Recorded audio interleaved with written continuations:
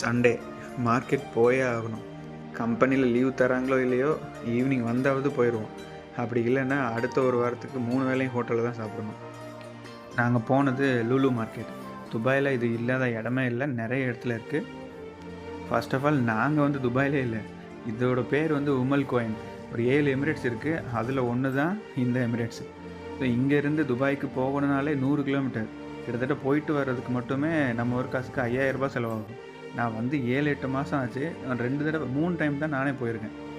இப்போ இந்த மார்க்கெட்டுக்கே எங்கள் ரூம்லேருந்து வந்துட்டு போகிறதுக்கு 70 திராம்ஸ், நம்ம ஊர் காசுக்கு 1600 ரூபாய் ஆகும். ஊர்லேருந்து நிறைய பேர் கம்மியான சேலரிக்கு தான் வந்துட்டுருக்கோம். அட்லீஸ்ட் இடத்தையாவது கரெக்டாக பார்த்துட்டு வாங்க.